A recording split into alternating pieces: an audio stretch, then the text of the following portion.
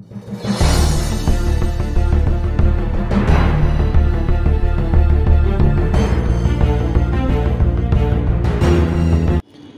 नमस्कार, आपका स्वागत है। मित्रों आज हम हस्तरेखा के विषय में एक ऐसी जानकारी देना चाह रहे हैं जो कि अक्सर करके लोगों की रेखाओं से सिर्फ संबंधित नहीं होती है। लोग सिर्फ हस्तरेखा में रेखाओं को ही मान्यता देते हैं। जो पाश्चात्य ज्योतिष है, पाश्चात्य हस्तरेखा के जो जानकार लोग हैं, वो सिर्फ हस्त की जो रेखाएं हैं उनको, हस्त आकृति को और हाथों के कलर को ही अधिक वरीयता देते हैं। लेकिन जो भारतीय हस्तरेखा शास्त्र है उसमें कई सारी रेखाओं के मिलने से जो आकृतियां बनती हैं उन आकृतियों को बहुत अधिक महत्व दिया जाता है। जब भी आप भारतीय हस्त संजीवनी जैसे शास्त्र का अध्ययन करते हैं तो उनमें प्राप्त होता है कि हमारे जो ऋषि मुनि थे, इन्होंने हस्तरेखा में रेखाओं से भी कई गुना अधिक महत्व हस्तरेखाओं से बनने वाली आकृतियों को दिया है। जैसा कि जन्म कुंडली में भी ग्रहों की आकृतियों का बहुत अधिक महत्व होता है कि ग्रह किस आकृति के माध्यम से ब्रह्मांड में मौजूद हैं, ठीक उसी तरीके से हस्तरेखा से जो रेखाएं बनती हैं, इनसे यदि कोई विशेष आकृति का निर्माण होता है तो उस आकृति को देख करके भी व्यक्ति के विषय में अद्वितीय जानकारी प्राप्त होती है, जो कि साधारण हस्तरेखा देखने से नहीं प्राप्त होती है। मित्रों आकृति के ही बारे में आज हम चर्चा कर रहे हैं, कमल आकृति के बारे में। आप किसी भी हस्तरेखा को देखें, यदि हस्तरेखा में किसी भी तरह से कमल आकृति का निर्माण होता है, चाहे जैसे भी कमल आकृति का यदि निर्माण हो रहा है, तो ये निश्चित तौर पर बहुत ही महत्वपूर्ण है। देखें जैसे कि ये हाथ है, इसमें बहुत सारी रेखाएं बनी हैं। अगर किसी भी तरह से हाथ में चढ़ते हुए कमल का आकृति का निर्माण हो रहा है, अच्छे से कमल का फूल बन रहा है, दिखाई पड़ रहा है, तो ऐसे व्यक्ति का जीवन जमीन से भी आकाश तक ले जाने वाला होता है। मित्रों कमल की आकृति के साथ एक बात यहाँ पर और ध्यान देने वाली है कि ये जो कमल की आकृति बनेगी, ये आकृति पूरी तरह निर्दोष होनी चाहिए। यानी कि जैसे कि कुछ रेखाओं को मिला करके अगर कमल का फूल जैसा आकृति बन रहा है तो ये निर्दोष होना चाहिए।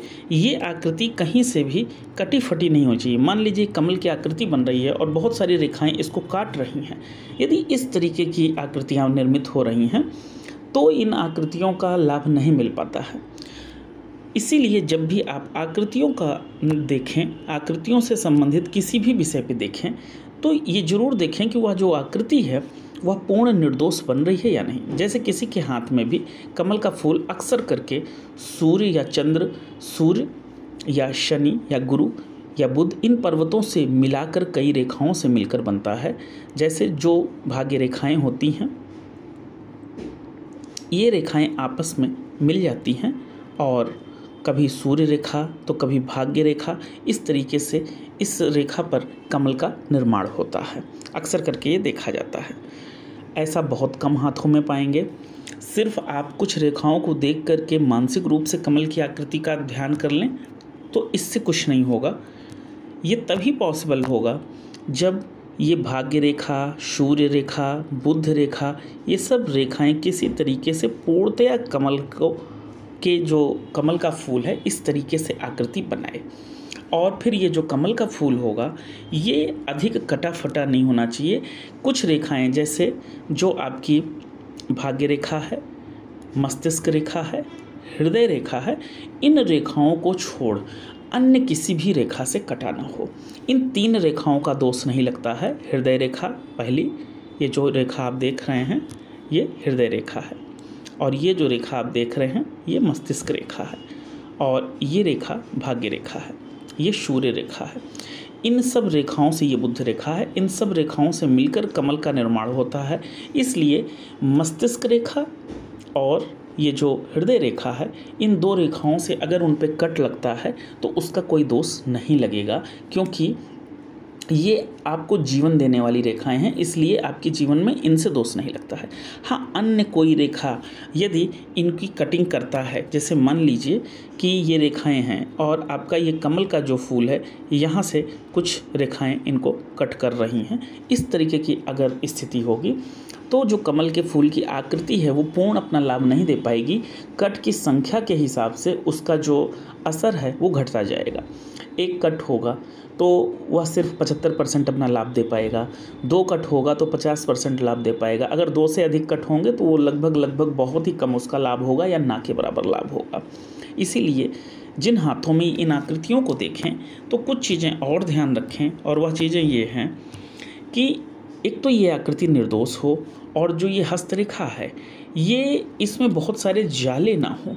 बहुत सारे हाथों में आपने देखा होगा कि रेखाओं का बिल्कुल अंबार बना रहता है, इतने सारे रेखाएं होती हैं कि इन रेखाओं को देख करके कुछ भी गणना नहीं की जा सकती। अगर ऐसी रेखा रहेगी और इसमें अगर आपने इतनी मिली हुई रेखाओं को देख करके आपने अपने मन से एक कमल की आकृति सोच ली या देख ली तो इनका कोई लाभ नहीं मिलेगा। ये आकृतियों का लाभ तभी मिलता है जब पूरी तरीके से हाथ एकदम साफ सुथरा हो, उसमें स्पष्ट रूप से जब कमल का आकृति दिखाई पड़ेगा तभी जा कर के उस कमल का लाभ उसके जीवन में घटित होगा। और दूसरी चीज़, हाथ जो हो इसका जो रंग हो वह थोड़ा पिंक कलर का हो, लालिमा लिए हो। जब हाथ का रंग लालिमा लिए हुए होता है और साथ में कमल का आकृति बनता है तो ऐसे व्यक्ति धनी महाधनी की श्रेणी में चले जाते हैं। ऐसे व्यक्तियों को वैसे तो अधिकतर जन्मजात ही बहुत सुख सुविधा में ऐसे लोग पलते बढ़ते हैं और जन्म ही बहुत ऊंचे घरानों में लेते हैं, लेकिन यद्यपि ऐसे व्यक्ति बहुत सामान्य या गरीब घरों में भी जन्म लेते हैं तो भी वह अपने भाग्य से, अपने प्रारब्ध से, अपने कर्म से बहुत आगे जाते हैं। और ऐसे व्यक्तियों के पास लक्ष्मी स्वयं चलकर आती हैं और बहुत धनवान होते हैं ऐसे व्यक्ति। ये यदि अपने धन का धर्म कर्म में खर्च करते हैं तो बहुत ही ऊपर जाते हैं, नाम यश कीर्ति सब कुछ प्राप्त करते हैं। मित्रों, इस योग को ही कमल योग कहा जाता है। हस्तरेखा में हमारे शास्त्रों में इसका विवरण आता है। पाश्चात्य ज्योतिषी जो होते हैं वो इसको नहीं एक्सेप्ट करते हैं, नहीं मानते हैं, उनका आकृतियों पर विशेष रोल नहीं है, लेकिन भारतीय ज्योतिष में हमारे ऋषि मुनियों ने हस्त संजीवनी जैसे ग्रंथों में इसका विवरण दे रखा है।